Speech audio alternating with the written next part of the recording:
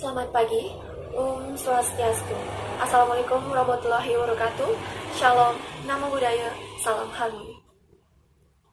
Dalam video ini, kami akan memaparkan materi mengenai aljabar dan trigonometri, khususnya mengenai fungsi persamaan dan ketidaksamaan kuadrat.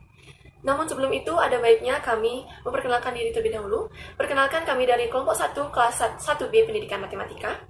Saya sendiri atas nama Nimadi Aryani Kumalasari, dan di sini saya bersama rekan tim saya, yaitu IGD Agus Wiryajaya, Nikade Listiana, dan Nilu Ayu Sriasmini. Dalam materi, kami akan membahas 3 pokok bahasan.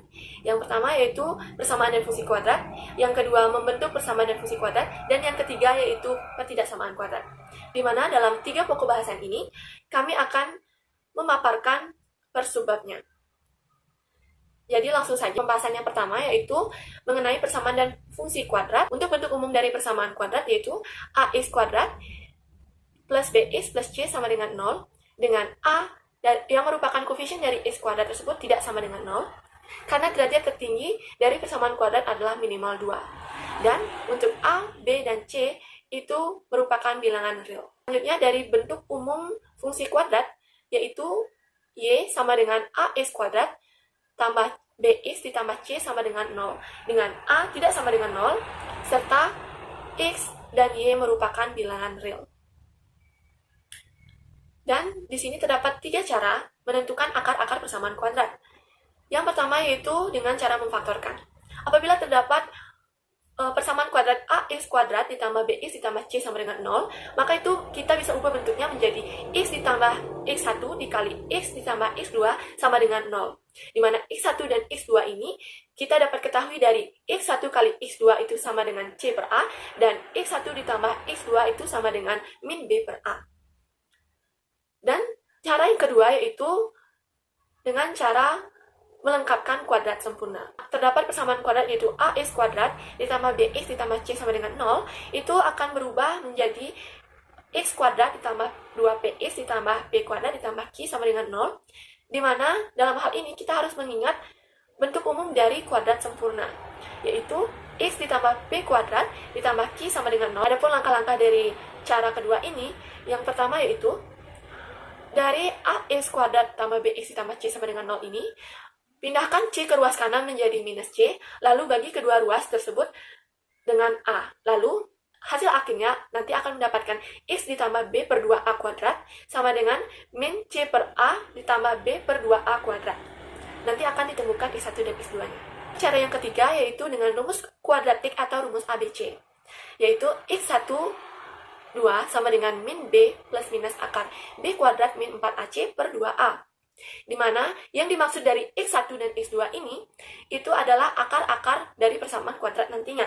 Jadi itu akan dipecah lagi menjadi x1 sama dengan min b plus akar b kuadrat min 4ac per 2a, dan untuk x2 sama dengan min b min akar b kuadrat min 4ac per 2a.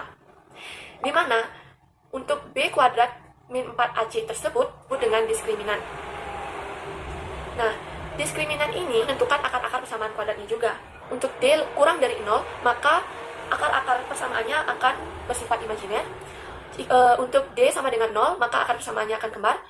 Untuk D lebih dari 0, maka akar persamaannya akan berbeda. Serta untuk D lebih besar atau sama dengan 0, itu akar-akarnya akan bersifat real. Di sini saya akan menjelaskan materi membentuk persamaan dan fungsi kuadrat, yaitu pada sebab 1D1 menggambar grafik fungsi kuadrat. Adapun beberapa langkah dalam menggambar fungsi kuadrat, yaitu ada 4 langkah. Yang pertama, menentukan titik potong dengan sumbu x, di mana y-nya sama dengan 0. Kedua, menentukan titik potong dengan sumbu y, di mana x-nya sama dengan 0. Yang ketiga, menentukan sumbu simetri, dipercaya dengan rumus min b per 2a.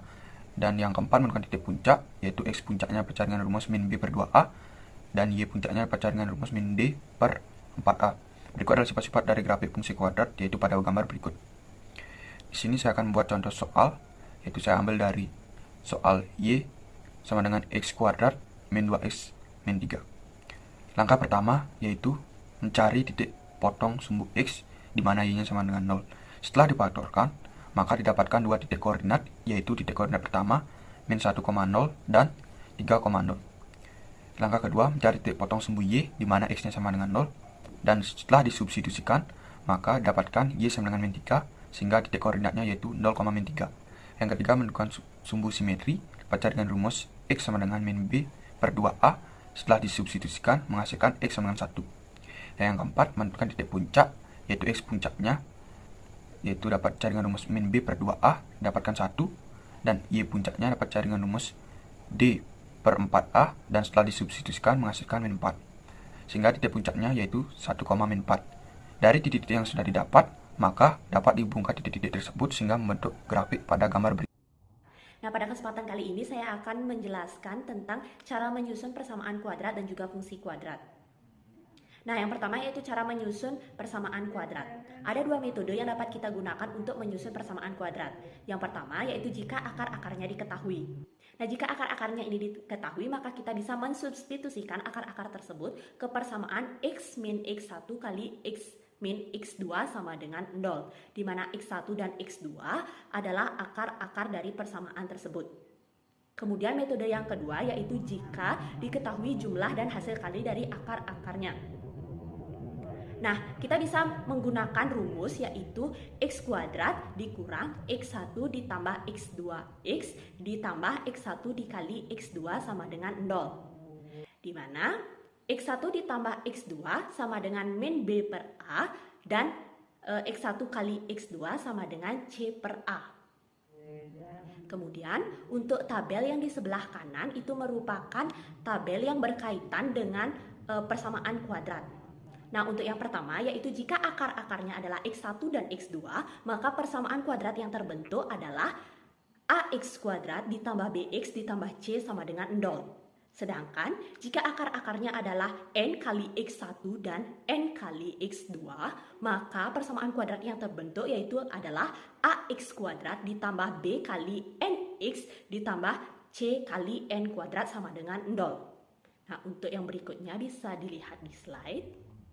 Kemudian untuk menentukan persamaan fungsi kuadrat ada 3 cara yang dapat kita gunakan, yaitu yang pertama jika diketahui titik balik dari fungsi P dengan koordinat XP, YP dan juga sembarang titik yaitu X, Y, maka persamaan dari fungsi kuadrat tersebut adalah Y sama dengan A kali X min XP dikuadratkan ditambah YP. Kemudian cara yang kedua yaitu jika diketahui dua titik potong sumbu X yaitu A dengan koordinat X1, Y1 dan B dengan koordinat X2, Y2 dan juga satu sembarang titik, maka persamaan dari fungsi kuadrat tersebut menjadi Y sama dengan A kali X min X1 kali X min X2. Nah, untuk cara yang ketiga yaitu jika diketahui 3 titik, maka kita bisa mensubstitusikan ketiga titik tersebut ke persamaan umum dari fungsi kuadrat yaitu Y sama dengan AX kuadrat ditambah BX ditambah C. Selanjutnya adalah pertidaksamaan kuadrat. Pertidaksamaan kuadrat tidak jauh berbeda dengan persamaan kuadrat. Pada pertidaksamaan kuadrat, tanda menggunakan tanda lebih besar dari 0 atau lebih besar daripada sama dengan 0. Seperti keempat bentuk pertidaksamaan ini. Jadi, dari bentuk umum pertidaksamaan ini, kita dapat simpulkan bahwa pada pertidaksamaan kuadrat, di ruas kanan itu harus bernilai 0. Jika ada soal yang ruas kanannya, soal pertidaksamaan kuadrat yang ruas kanannya bukan 0, maka itu harus dijadikan 0 terlebih dahulu. Nah, dengan syarat A tidak sama dengan 0, dan A, B, C merupakan anggota dari bilangan real. Jadi, anggota bilangan real itu dari 0, 1, 2, 3, dan seterusnya. A tidak sama dengan 0, berarti A itu harus positif. A tidak boleh negatif. Jadi, jika ada soal yang koefisien dari X kuadrat itu bernilai negatif, maka pertidaksamaan tersebut harus dikali dengan negatif 1. Kenapa? Agar koefisiennya bernilai positif. Nah, jika pada pertidaksamaan kuadrat, jika dikali atau dibagi dengan tanda negatif, misalnya min 1, minus 1, itu tandanya dibalik. Jika menggunakan tanda lebih besar dari, maka dibalik menjadi lebih kecil dari.